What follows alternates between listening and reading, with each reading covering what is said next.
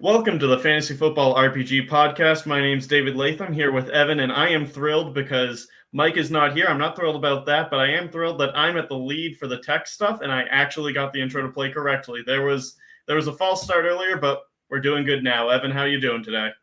I'm doing pretty good, David. Always glad to see your face.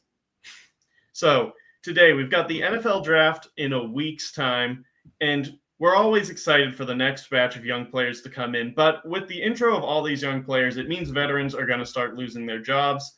And running backs in particular, they're the most replaceable position in fantasy. And there's a bunch of guys that either broke out last year or in a starting spot now who could lose their jobs depending on what happens. We're going to talk about a few of those guys today, leading off with Chase Brown of the Cincinnati Bengals. Fifth-round pick in 2023, didn't do much as a rookie behind Joe Mixon. Mixon heads to the Texans in 2024. This kid steps up in a huge way. 229 rushing yards, rushing attempts, turned that into 990 yards and 7 touchdowns. But what he really did well was in the passing game, 54 receptions, 360 yards, and 4 touchdowns on 65 targets. When you're getting that type of workload, when you're splitting targets with Jamar Chase, T. Higgins, Mike Gesicki, that's pretty good. Evan, is he going to be the starter next year? What do we think is going to happen with this guy? Man, this is a polarizing player for a lot of fantasy analysts and a lot of fantasy players this offseason. We're talking about somebody who currently has a KTC value as RB17, sandwiched right in between Christian McCaffrey and Derrick Henry. Man, those are some high production backs that are right around Chase Brown. If you go over to Dynasty Data Lab, which is scraping a bunch of startup data, he is currently going at pick number, let's see what we got. It's number 60 here, and he's RB12 off the boards currently.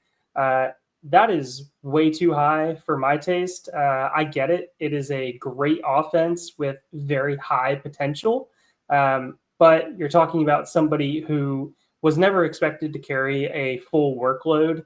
You're talking about somebody who is more of an efficiency back than a volume back. You expect if he has to carry the volume load, that there will be some kind of nagging injuries for most of the season.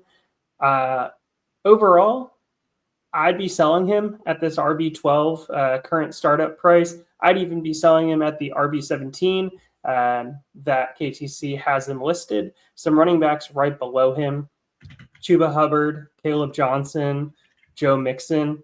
Caleb Johnson, we think, is going somewhere around that 111, 112 currently in startups, or not in startups, in Dynasty rookie drafts. So if you want to get younger at the position, you want to have somebody that could potentially have a role, Caleb could be an option there. If you can get a first, even a late first for Chase Brown, I'm doing it. David, what do you think about Chase Brown? Yeah, the RB12 price is insane to me. He had a very good year last year, but that price is pretty much the market seems to be assuming that he's going to have the starting job next year, and I'm not sure how safe a bet that is. As you mentioned, Evan, he's not really built for that 3-down job he had last year. Cincinnati just sort of had no one else, and granted, he did good with it, but I'm not really holding my breath on that staying forever. Cincinnati has 6 picks in this draft, 1 in each of the first 6 rounds. I'd be flabbergasted if they went with a running back in the first round, but second round and on, it's fair game. I think Brown can definitely make his living in the NFL as a receiving back who, takes a load off the starter, but I think this is going to be someone else's backfield before long. Okay, sounds good, David. What type of back or how much draft capital is going to actually concern you of a back taking enough of a chunk out of Chase Brown's workload to be able to be a little concerned, be a little more concerned than maybe we are right now, or keep our same level of concern? So if it's the 5th or the 6th round, I'm not worried about it. It's a stacked running back class. So normally my way of looking at it is day 1, they are the week 1 starter. Day 2, they're probably going to get it midway through the season or towards the end of the season. Round 4, maybe it's a starter, most likely a split guy, and anything after I don't really care about. This class is so stacked that I've basically pushed 1 round back for all of that. So anything in the first 4 rounds, I'm expecting that guy to start pretty much this year at some point, unless they land on a great running back team. Like if the Ravens draft someone in the 4th round, they're not taking Derrick Henry's job. Chase Brown, not quite on that level. I'd be worried with anything in the first top rounds. If it's a 2nd round pick, especially, I'd be like selling Chase Young wherever I can. Evan, what about you? Yeah, I'm pretty much in lockstep there. If we're talking about a 6th, 7th round running back coming into this offense, yeah, I mean, all signs would point to Chase Brown being the starter again.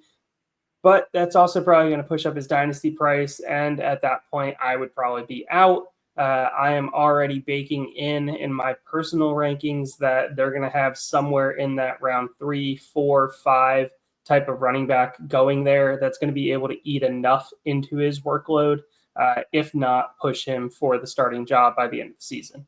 Yeah, I'm expecting him to be a solid flex play, but nothing close to that. If you can find someone in your league who is completely on the Chase Brown train, buying that RB12 price, sell him right now. He's probably going to see his stock drop precipitously in the next 7 days.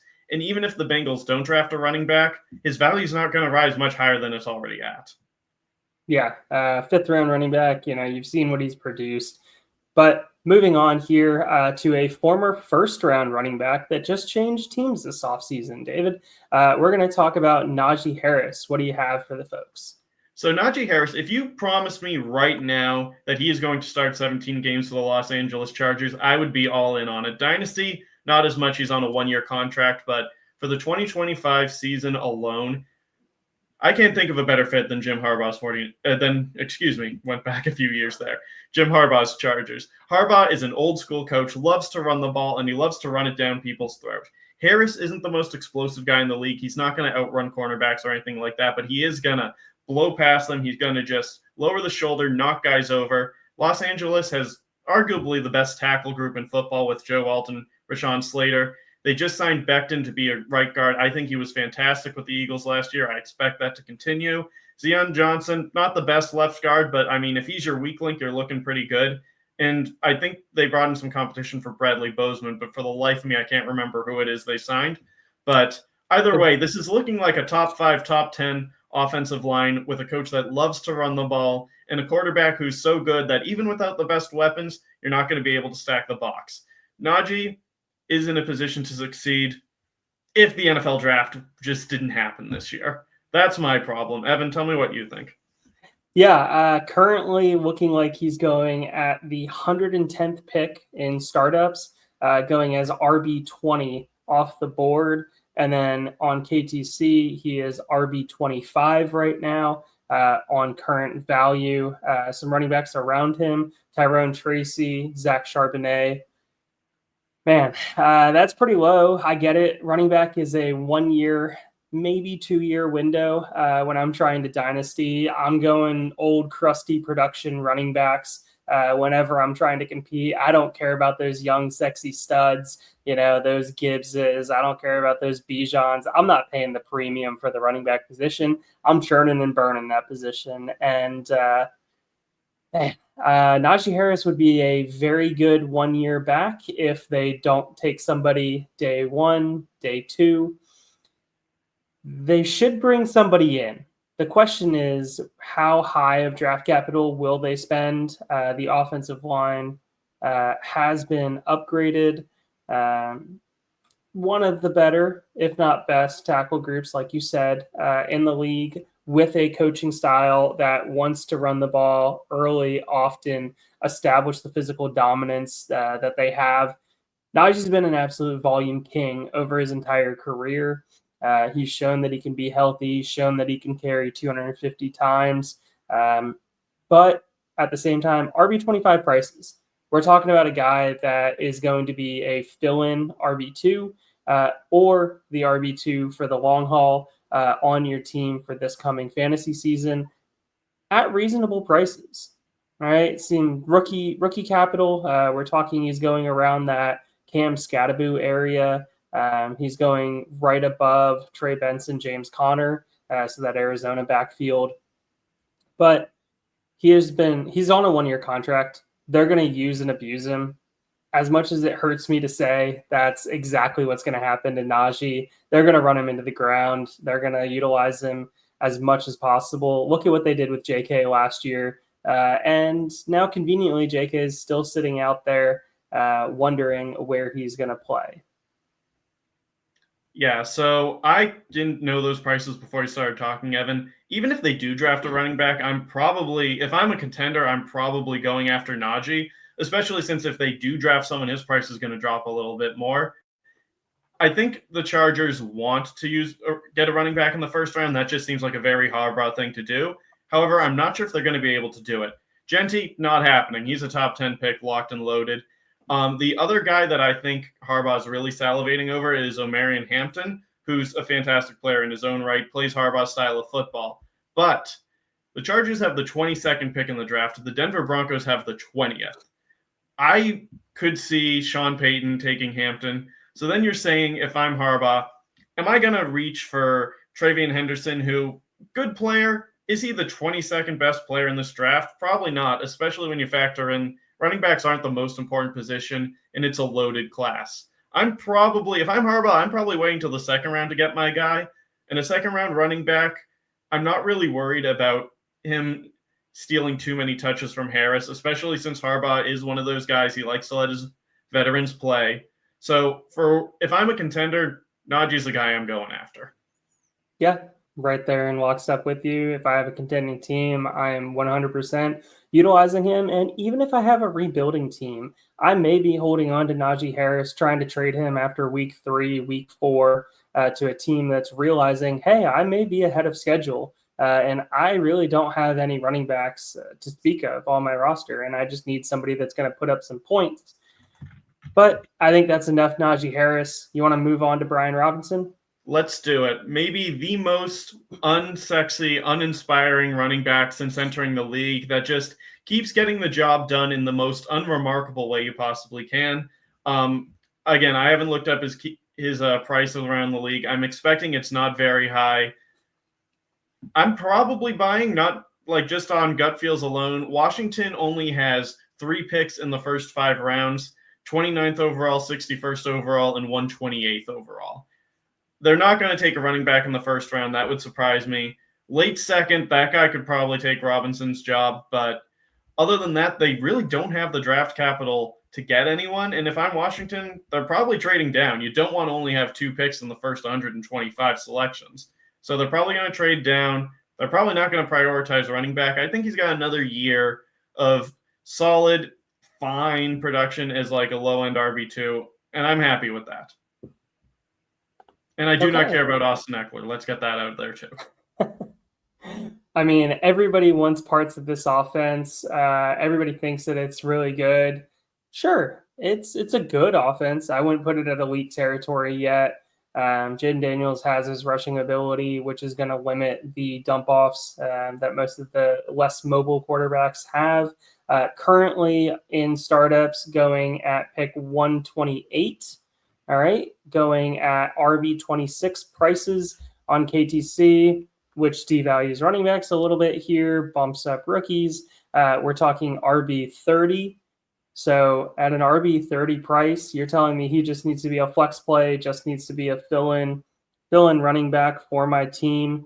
Yeah, sure. That is 100% somebody that I am willing to take a shot on. Do I really want to? No. This is the type of running back that if I get to this part in the draft, if I get to, that 10th round and I'm sitting here going, man, I only got 1 running back on my team. Yeah, I'll start taking a shotgun to the position right around that 10th, 11th, 12th round of a startup. And if he only costs me mid to late second to be able to go get, as somebody that, once again, I like to go on 1-2 year windows, fully expect him to be a 1-year window. But like you pointed out, David, draft capital is a major question mark. They also have major needs on the defensive side of the ball. That side needs to be addressed with authority throughout the draft.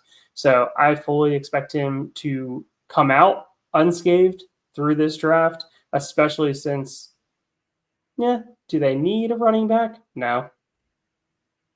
Yeah, and I'd like to add too, if you're the running back alongside Jayden Daniels, you're going to be productive. Defenses aren't going to really lock in on you. So if I'm Cliff Kingsbury or if I'm whoever's making the decision over there, I know that Brian Robinson's good enough. I'm focusing on the rest of the team. Totally agree. Yeah. So this next one, I have a hunch we're going to be able to go through him pretty fast.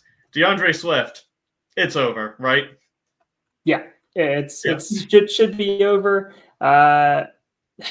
Look, we've seen Ben Johnson not be a huge DeAndre Swift fan in the past. It's been well reported. The question really is, will Genty actually slip to the Bears? Personally, I'd be shocked if he makes it past the Raiders. But if he does, Chicago's probably the next best fit. But let's say Chicago doesn't get him. They have the 39th and 41st picks in the draft. One of those is going to be a running back. Ben Johnson's going to like him more than DeAndre Swift. And frankly, even when you take out the buy, like Ben Johnson not getting along with him in Detroit for whatever reason, chances are the second round pick is going to be better than Swift, like on all 32 teams. So he's looking like a backup now. Eventually we'll learn, don't pay mediocre running backs who look great on the Eagles. But, Chicago didn't learn their lesson, and now they're just setting money on fire with Swift. Whichever rookie lands there is going to be pretty high up on my board. Yeah, for what it's worth, it looks like KTC's already factoring that in. They're already fully expecting DeAndre Swift to not be a bell cow, not be a lead back, really be that true number 2, not even a 1B situation, because KTC has him ranked as RB 41. Oof, that's great handcuff territory. That is great handcuff territory, but it's really interesting because when you go to startup data and what was actually scraped so far, RB 29. Oh. So there's a little bit more hope so far in startups. Maybe people haven't fully realized the Bears are probably taking a running back. So DeAndre Swift hasn't quite fallen in startups so far as we would expect. I fully expect that to change after the NFL draft.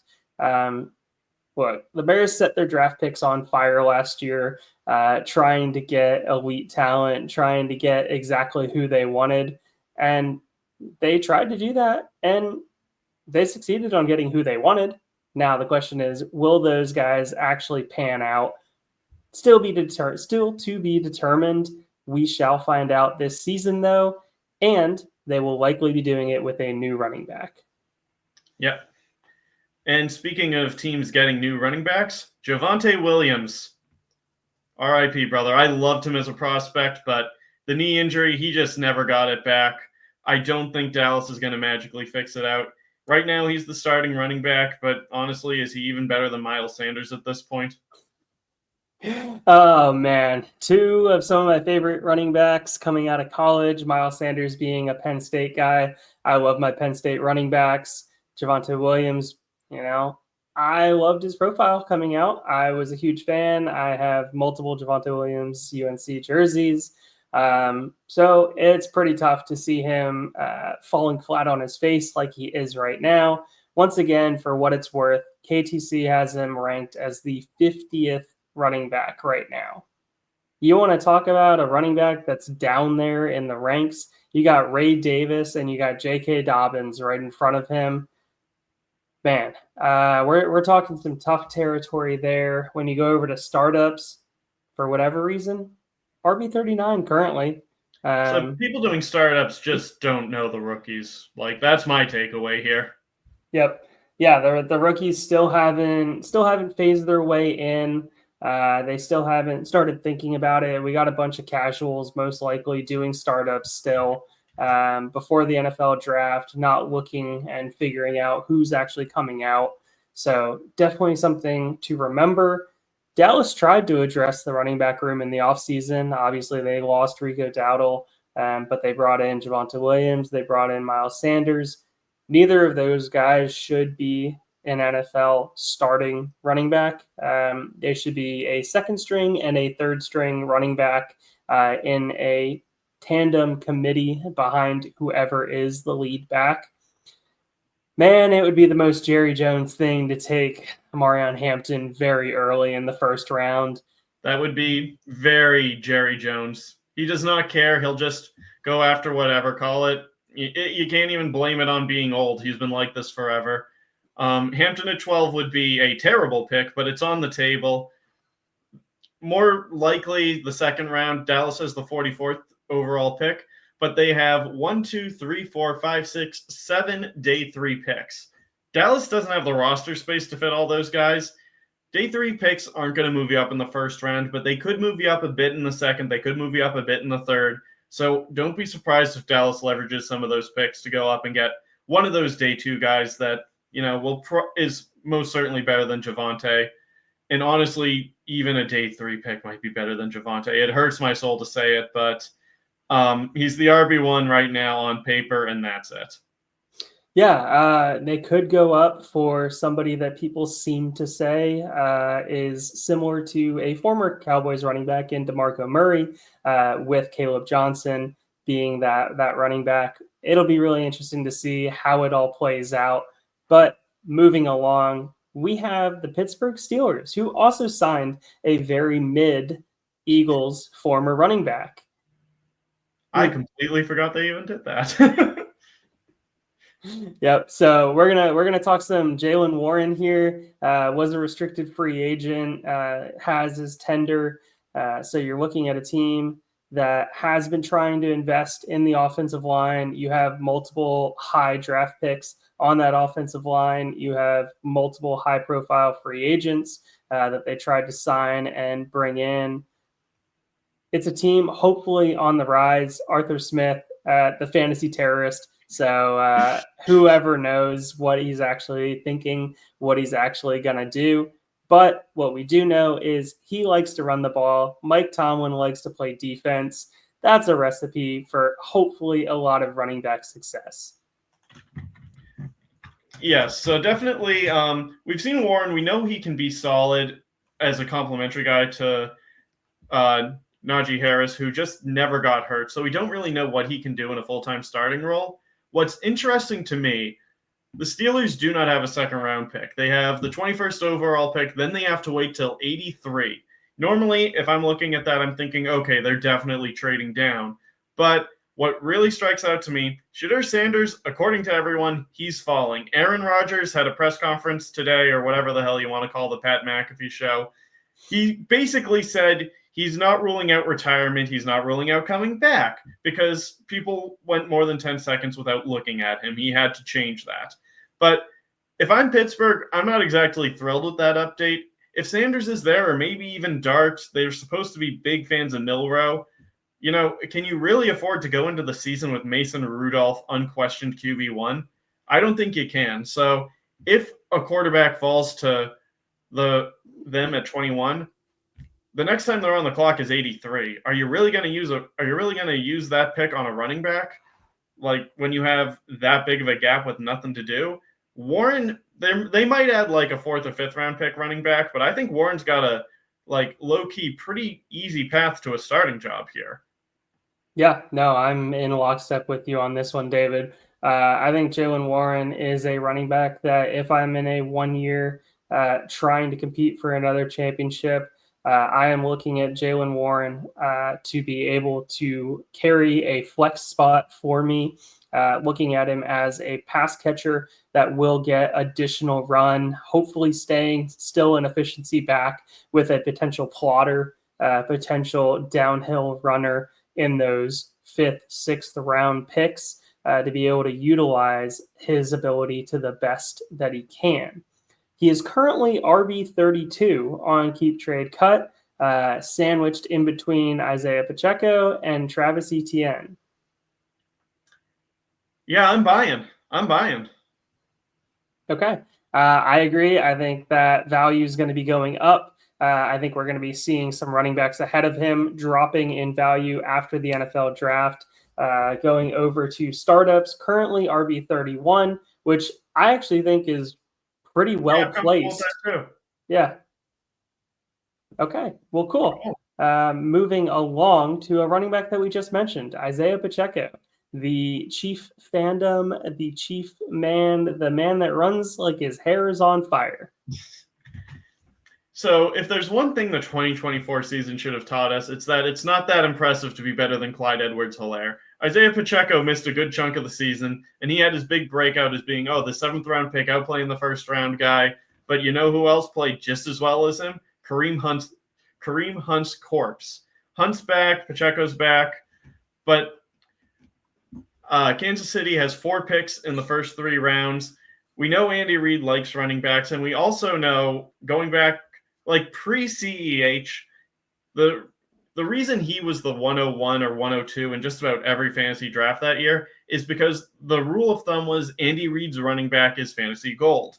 That hasn't happened over the past few years, largely because Andy Reid's running backs have not been good.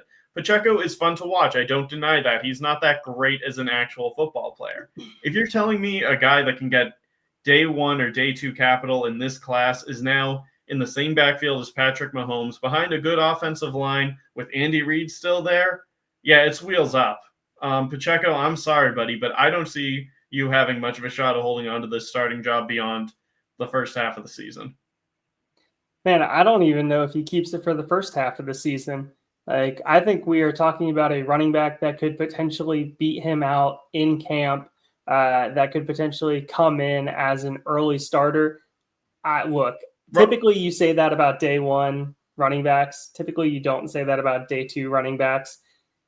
But you mentioned exactly. They have plenty of day 2 capital to be able to utilize. Andy Reid loves his running backs. He will make whatever running back he takes. He will make the most out of their ability.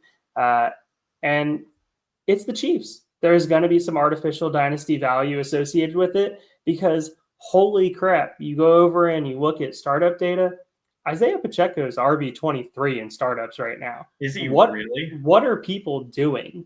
Yeah. He is pick 118. We're talking about a running back that very likely will not make it to the end of the season as the starting running back, as the running back getting the lion's share. And even if you set at him right now with having Hunt there, at the best case scenario, he is a 50% snap share type of back this year. Yeah, I think it's pretty straightforward. I think the writing is on the wall. KTC has him as RB33 right now, and I don't even know if that's low enough. Yeah. He should be pushing into the 40s, in my opinion, because Isiah Pacheco is pretty much a dead dynasty asset. Yep. You have 7 days to sell, everybody. Get your offers out now. But speaking of late round guys, Tyrone Tracy. This one, I don't know where you're going to land on him, Evan, but personally it hurts. I think he is a pretty solid football player. Not a Hall of Famer by any means, but a solid guy. Had a terrible offensive line, atrocious quarterbacking, still managed to put up 839 yards and 5 touchdowns, despite the fact that he started the year behind Devin Singletary. Unfortunately, he's a 5th-round pick, and we know day 3 guys, they just don't have the right to keep their starting jobs, especially not in classes like this. I think he's good enough. If I were the Giants general manager, I'd look at a roster that has flaws all over it, and I'd say, I've got bigger fish to fry than the running back. However, I'm not the Giants general manager, and there's a difference between what I would do personally and what I expect will be done. The Giants just watched Saquon Barkley walk, and he won a Super Bowl with the Eagles and put up Offensive Rookie of the Year numbers. They're gonna overcorrect for that. They're gonna draft a running back, not with their 1st-round pick. That would be foolish, but probably their 2nd, and if not, then definitely their 3rd. And it's a stacked class. That guy's probably going to be better than Tracy. I think he's going to start, again, maybe week 1, but definitely midway through the season. Yeah, you look at Tracy, he's a running back that's been falling in value all offseason. So hopefully you sold right around Thanksgiving, right around December. You were able to get out when the getting was good and be able to recoup what you could. Look, I'm on record saying I wouldn't even give up a 3rd for Tyrone Tracy. That was wrong. I will admit to that. Last season should have been giving up a 3rd. He was producing at levels that 100% warranted giving up a 3rd-round pick. Would I be giving up a 2nd-round pick? No, I wouldn't personally. I agree that he is not going to be the lead back. I still think he has plenty of a role, though. I think he has a receiving role in this offense, and I think that is going to keep him fantasy relevant. Now, are you going to be able to predict those games where he gets the 10 targets for 8 receptions for 60 yards and a touchdown? No. Good luck with that. I have no idea how you're going to project those games because they will have a running back. I would love to see a Damian Martinez go here. That would absolutely set me on fire. Love Damian Martinez. But what do you think, David? The only thing I'd like to add, by and large, I'm in lockstep with Yevon, but the one thing I'd like to add with the receiving work especially, I agree Tracy would be good in that role, but his quarterbacks are Russell Wilson and Jameis Winston, guys that you don't exactly associate with the check down. So that puts him a little bit lower. To me, right now, he's a really good handcuff to have, is how I'd value him. I'm assuming they're drafting a running back, but if that guy gets hurt or just straight up sucks, because let's be honest, it's the draft. It's a crapshoot. We know what we think, but you should never assume you know everything. Maybe Tracy can beat him out. That is in the range of outcomes. I don't think it's likely, but it's possible. So high-end handcuff because he proved he can play adequately in the NFL. Okay. Would you rather Tyrone Tracy or James Conner? Contender Conner, anything else Tracy? Okay. Fair enough. Moving right along here. David, you're a Patriots fan, right? Yes, I am. It was great up till 2019. Well, sounds good. We're about to talk about your Patriot running back here, so I'll let you have the floor for Rhamondre Stevenson. Rhamondre Stevenson. So it's over. Sorry, everybody. It's Rhamondre Stevenson, 4th-round pick, came out and showed some promise as a rookie, but it was largely the Najee Harris show in 2021. 2022, he was genuinely great. I don't want to take that away from him. He was a very good player. Unfortunately, he is a very north-south physical style of play. Really, like, I'm going to charge into you, and I'm betting that I'm hitting you harder than you can hit me. That works when you're younger, but the older you get, the more those hits add up. And Stevenson just isn't athletic enough to be like a guy like a Derrick Henry where he can just do that season after season, time after time, game after game, and not start slowing down. He's lost a step, and the fumbles are what they are. You never want to have them. That was always a problem, but now you're not getting the upside to offset it. He's got the contract, but I still think the Patriots draft a running back. Not day one, maybe not the 2nd round, but they have 2 3rd-round picks and a high 4th. I'd be very surprised if one of those 3 picks isn't a running back. And I'm probably going to say that running back is starting by the last week or so. Like Mixon will, or wrong running back. Spoilers for what's coming next. Stevenson will probably enter the season starting, but Gibson's going to be the pass catcher, and eventually whichever running back they draft, I expect to take the starting job.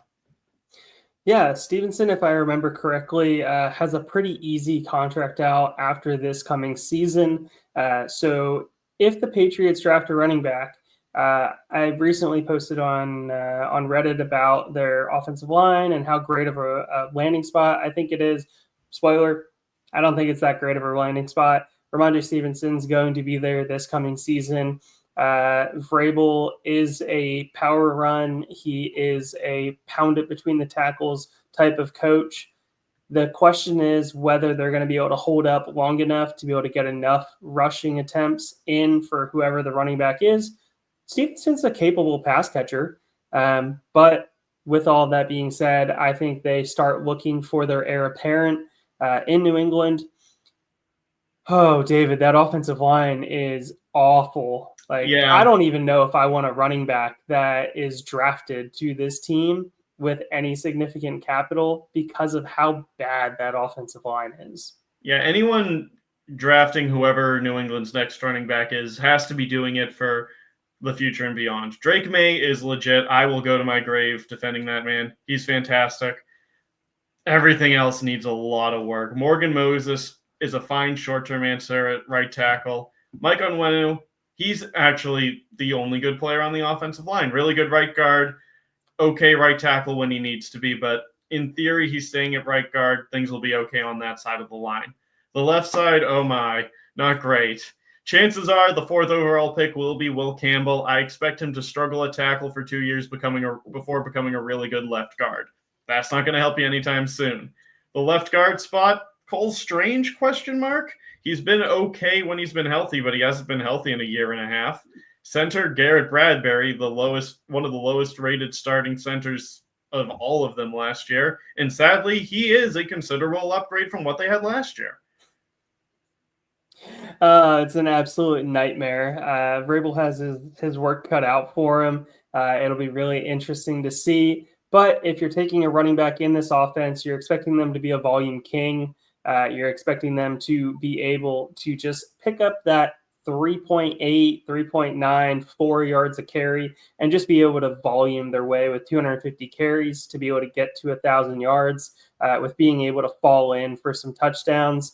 And look, as long as Stevenson's still on this roster, that will not be whatever running back is there. So if you're taking a Patriots running back, you are most likely taxi squatting them, or they're going to sit on your roster all season to be able to hopefully have a lead role in the 2026 season. So be wary with whoever the Patriots draft, because they likely will be drafting a running back. Well said. And before we get to our last player here, Evan, I want to remind everyone, if you enjoy what you're listening to, please subscribe to the podcast, leave a comment down below, and let Mike know that I'm more than capable of hosting this all by myself. Hey, you're doing great, David. Doing great. Appreciate you filling in for Mike here. Before we get to the end recording, I'm not positive I can get the right outro, so stick around. You might see a different outro than the one we want you to see. All right. Well, anyway, we are moving on to Joe Mixon over here. Man, you want to talk about an offensive line that may give the Patriots a run for their money as the worst offensive line in the NFL. They moved on from their star left tackle. They traded him away. They traded for pennies on the dollar. They traded their former early round pick over to the Eagles. Look, is Kenyon Green any good? I don't really think so. I don't know how he was doing. Yeah, I think he's addition by subtraction. Yeah, I very much agree with that sentiment. But they need to use every draft pick that they have on this offensive line, because CJ Stroud is about to be put in an early grave. He is about to get Carr syndrome, where he is just going to see ghosts out on that field because he feels like he's about to get sacked from the blind side, from the front, right up the gut. With that said, Joe Mixon's here. And what does Joe Mixon love to do? He loves to get 250 carries for 4.4 yards a carry and come home with somewhere around 1,200 yards a season. I fully expect that to be the case, because I don't think that they're going to draft a running back. And on a 1-year window, with how cheap Joe Mixon currently is, man, I will happily go buy myself some Joe Mixon. If you start looking at KTC, RB21, he's constantly outproduced that. I will happily buy him at RB21 prices. I will happily buy multiple running backs in this tier with David Montgomery, Alvin Kamara right behind him. So I'm probably going to sing a different tune here. So Mixon, I wholeheartedly agree. Terrible offensive line. Houston needs to do something about it. But one thing that some coaches and organizations truly believe is the best way to help take pressure off a quarterback is to improve his running game.